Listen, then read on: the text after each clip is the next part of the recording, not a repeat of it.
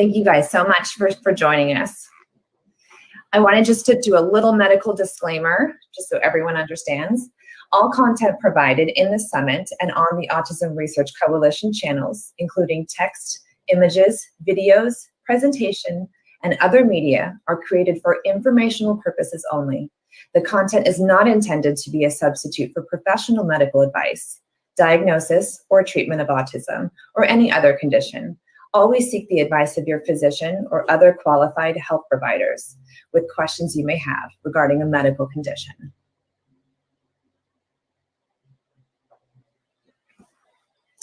All right, now that all of that is out of the way, let's get started on our amazing lineup. Amazing, I'm so excited to have everyone here. First, we have Enrique. In today's presentation, Enrique will walk us through a high-level year in review summary of the most relevant research we've had the opportunity to showcase at the Autism Research Coalition page after interviewing many extraordinary research over the last year. Anybody who knows anything about autism, I feel like, knows Enrique Basurto. Enrique is the founder and editor of the Autism Research Coalition, a nonprofit organization seeking to join forces with physicians, researchers, and knowledgeable parents around the world to discuss the latest available research and continue to push autism research forward. Enrique is a statistician and data scientist by training. He is an award-winning author and thought leader in the design and execution of advanced analytics to support business decisions and academic research in the pharma and biotech industry. Enrique has co-authored dozens of peer-reviewed publications and has over 20 years of experience in scientific research with major firms in Europe, Latin America, and the United States. But last but not least, he's the father of 2 beautiful boys diagnosed on the autism spectrum, and he's passionate about their recovery. Thank you, Enrique. Please take. Thank you for that intro, Jessica, and also thank you very much for that really awesome opening statement. And thanks everyone for joining us today. Something that I would really like to highlight about Jessica's welcome message is that this is a key opinion influencer summit.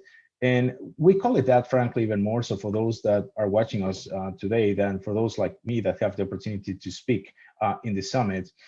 As Jessica mentioned, if you are part of this huge army of parents, doctors, researchers, therapists, and teachers that are battling to propel children on the autism spectrum forward every day, regardless of whether you're reaching a few people or many thousands, you are certainly an influencer. And as such, we really hope that you walk away from these meetings today feeling inspired, feeling empowered, and feeling hopeful, because that's really what we're aiming for. We do believe that autism is medical, and therefore we believe that it's at least potentially treatable. And these hashtags that we promote, may sound like nice bumper stickers, but they're really much more than that. The fact that autism is medical is really the only possible conclusion that I think anyone could draw after talking and reading the work of top-notch researchers like these guys here. At the Autism Research Coalition, we have had the privilege and unique opportunity to have live chats and webinars over the last year with all of these wonderful doctors and researchers and several others, researchers that have many, many years of experience on autism research combined among them. And you can watch all of these interviews on the video section of the Autism Research Coalition channels on Facebook, YouTube, and Twitter.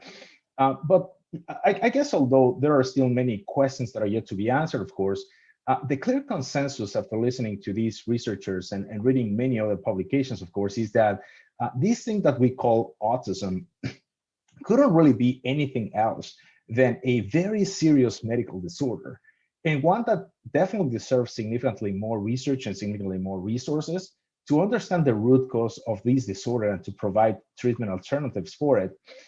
Now, as it has happened to many of us, I'm sure, when you first start investigating the autism world, it may seem a little bit like the old parable of the blind man and the elephant, right? You have multiple people all seeing different things from different angles, but none of them is really able to see the full picture of what the elephant really is, so to speak. And that's pretty much the same thing that happens when you approach the autism world for the first time. You have multiple opinions from very reputable researchers, and all of which provide a different perspective to this phenomenon from a different angle.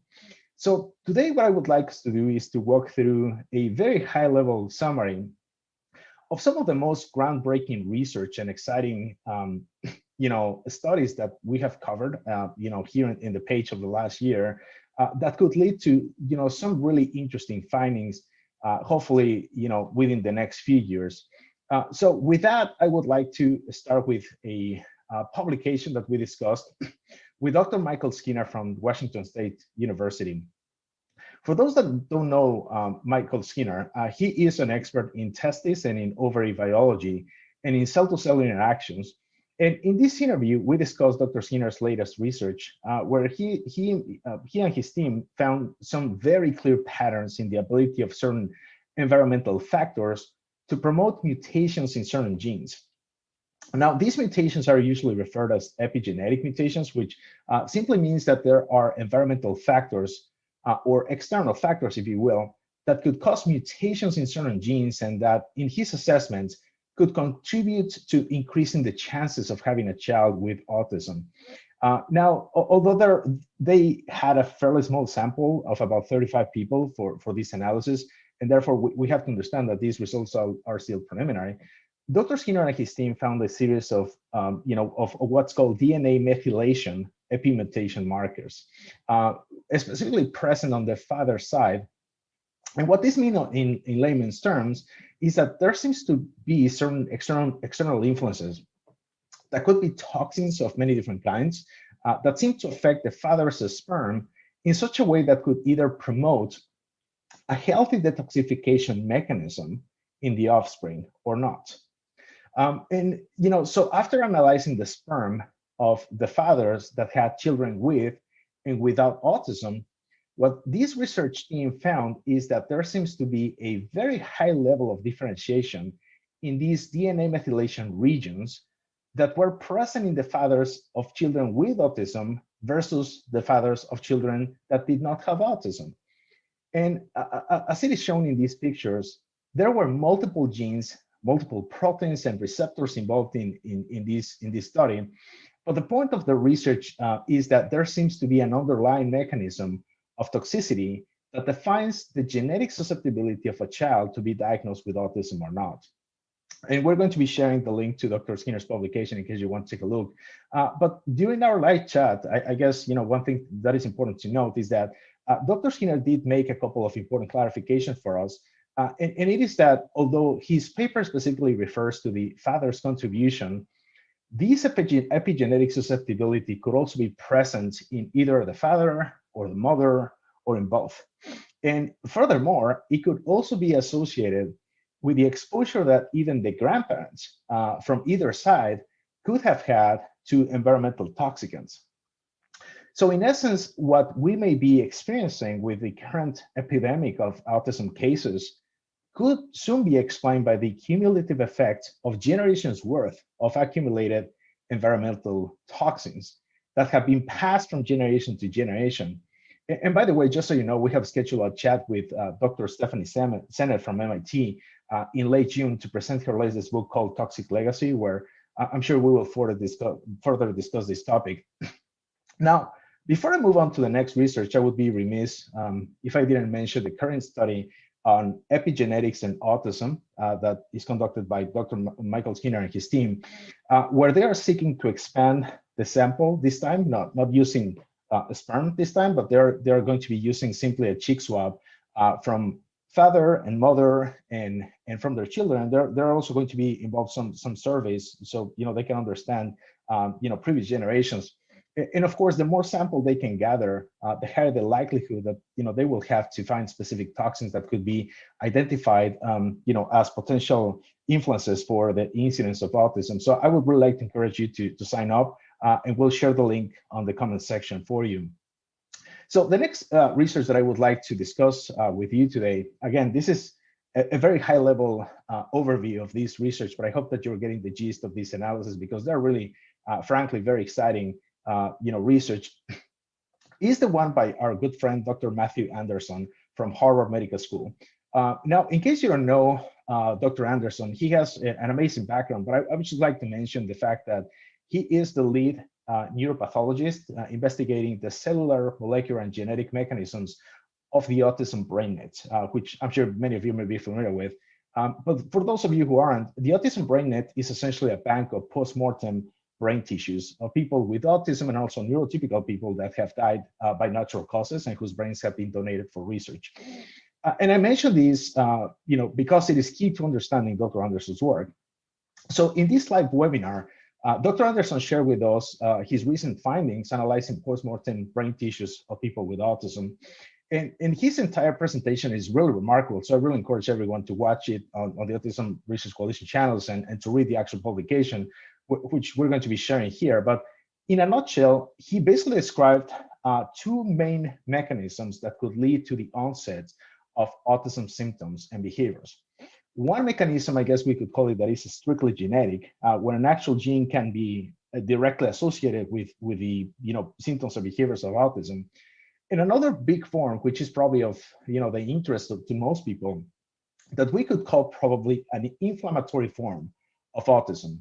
And I say the latter form, the inflammatory one, is probably of most interest because what Dr. Anderson has found is that about 2/3 of all the brains analyzed post-mortem fall under this category of brain inflammation. And this slide is really a great way to understand what is happening. So in these three pictures above, he basically described for us how the innate cellular immunity looks like. What happens is that there are many different subtypes of T cells, which are part of our immune system, of course, some of which have T cell receptors that can recognize pieces of proteins called epitopes, which are peptide antigens, like the ones in a virus, for example. These peptide antigens are things that our bodies, shouldn't really have, and these are things that can come, like I said, from different kinds of pathogens, virus, bacteria, etc.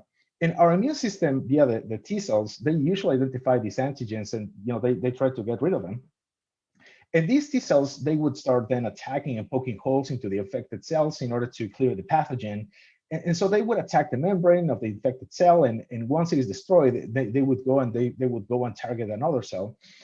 Now, the image below is an actual picture of a T cell successfully attacking a tumor cell, and when that happens, you get these round bubbles on the surface of the tumor cell, which is basically the debris of the attack, so to speak. And it is what Dr. Anderson calls blebs. Okay, so this is important for this reason. What's really groundbreaking about this work, and a surprising finding, frankly, although granted this is in the process of being demonstrated 100%, but Dr. Anderson observed a similar type of debris after similar T cell attacks on the brain tissues of individuals with autism under a microscope. So those blebs, or those debris that are left in the aftermath of the attack, are represented by these pink bubbles that we see here. Of course, it's, for some reason that could be attributed to some kind of antigen, like a virus, bacteria, or some toxin. The person's immune system is attacking certain brain cells, like, for example, astrocytes, which are important to support brain cells involved in transporting glutamate out of the synapses, for example. Or when we talk about microglia inflammation of the brain in the case of autism, what this research suggests is that there's preliminary evidence to suggest that autism may in fact be an autoimmune disorder. Now, if this is confirmed, the implication would be that autism would be a disorder that is similar to, let's say, rheumatoid arthritis or Crohn's disease or ulcerative colitis, all of which are autoimmune conditions where the body's immune system, due to some triggers, starts attacking certain tissues around the body. So in the case of rheumatoid arthritis, it would be the joints. In the case of Crohn's and ulcerative colitis, it would be parts of the intestinal tract. And in the case of autism, it would be in principle brain tissue and maybe some other tissue in other places. We don't know. But at the end of the day, these attacks on the brain tissue is going to be causing the inflammation that is observed in the vast majority of the brains of autistic individuals, as it has been shown in many studies, which then leads to the stereotypical symptoms and behaviors in autism. And in fact, This GFAP, which stands for glial fibrillary acidic protein, was used to identify the amounts of debris found in the autistic brains versus the healthy controls. And it was used to strongly really correlate. You can see these two charts, where there's a strong correlation of the debris with the number of lymphocytes found in the brain tissue. Again, making a connection between these exacerbated activity of the immune system in these regions and the amount of blebs that is found in these places. So with that equation, this is really groundbreaking and a research that could provide very critical insights into the origins of the autism disorder, and also into potential treatment alternatives, and probably into clinical diagnostics for autism using proteins like GFAP, which could obviously be an amazing discovery to have an actual biomarker to diagnose autism. So, this is again really interesting. I really encourage you to watch the full webinar, because that's super exciting. But before I move on to the next and final research topic that I would discuss today, I would be remiss if I didn't mention once again and give a shout out to the organization that makes all this research possible, which is the Autism BrainNet. If you will, please consider contacting them in case of the untimely passing of a person on the autism spectrum or a neurotypical person, in order to contribute to this research that is so very important. Finally, I would like to discuss a very practical and very interesting potential treatment for children on the autism spectrum, which has been really the leading topic on the Autism Research Coalition channels during the first quarter of 2021. And it's based on the publication by Dr. Sidney Baker and Dr. William Shaw. And the title of the publication really says it all. This was a case of a 4-year-old boy who had a rapid and complete recovery, which I'm sure are words that every autism parent would like to hear for the children, of course. It was a rapid and complete recovery from a pretty severe case of autism after treating a fungal infection of Aspergillus with the antifungal drugs itraconazole and Esporomox, which this was a publication that was released earlier this year. And again, we're going to be sharing the link with you so that you can take a look at the actual publication. But coincidentally, in this case study, by Drs. Baker and Shaw came up around the same time that another very interesting paper, this one by Dr. Nadia Markova out of the Bulgarian Academy of Sciences, was published where she used some really cool techniques of light and transmission electron microscopy to look at the blood microbiota, of autistic children and their mothers, and she also made comparisons of this blood microbiota of these autistic children and their mothers, but with those of healthy controls and their mothers. And what she found was something really remarkable, which is that in contrast to the healthy controls, the vast majority of the autistic children and their mothers, showed detectable traces of opportunistic bacteria and fungi in their blood, which wasn't really present in the healthy controls, which of course, suggests the possibility that many children of the autism spectrum, matter of fact, according to this research, it was the vast majority of them, could be potentially, colonized with a silent aspergillosis, as she called it, and that, that means that these children have this very serious fungal infection from the womb, which could contribute or could lead to all kinds of neurodevelopmental disorders in early childhood. Now, unsurprisingly, Dr. Markova also found increased levels of immunoglobulins, type G, M, and A, along with mold growth in the blood, demonstrating the presence of these Aspergillus fumigatus in almost all the children with autism and their mothers. Again, we're going to be sharing the link to the research in case you want to take a look. But this is a really remarkable discovery, as the implication would be that, for example, not only there are infections that happen in the womb, but also certain practices after birth that have been considered beneficial for newborns for many years, such as breastfeeding, for example, could actually have the opposite effect in cases where the mother may have a systemic infection that may further exacerbate the infection of the child. So now, with that in mind, and going back to these two gentlemen, in the case of this 4-year-old, after confirming the infection by Aspergillus fumigatus via an organic acid test, which, as many of you know, it's a very easy and widely available urine test, Dr. Baker used the probiotic Saccharomyces boulardii, which is basically a yeast that kills other yeast. And what happened is that the child started to get a pretty severe Herxheimer reaction to this, basically a die-off reaction, which to Dr. Baker was an indication that he needed to hit the Aspergillus infection with a more potent antifungal. And for that, he used a generic compound called itraconazole. And then after that, he switched to the branded product Esperanox. And they started with low doses of itraconazole, and then they switched to high doses of Esperanox until they reached 600 milligrams a day, which is, of course, a very, very high dose for any child. But hey, I mean, the treatment worked. As you can see in the results and in the conclusions section of this study, the child went on to, quote, losing all of his autism symptoms, and in addition to that, developed excellent academic, athletic, and musical skills. I mean, honestly, as a doctor, you can't do better than that, frankly.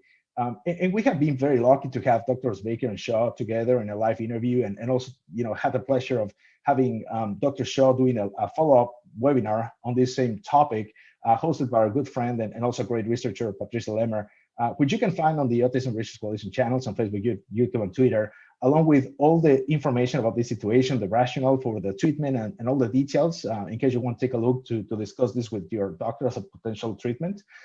So with that, I'm actually going to turn it over to Jessica in case there are any questions, and to introduce our next speaker.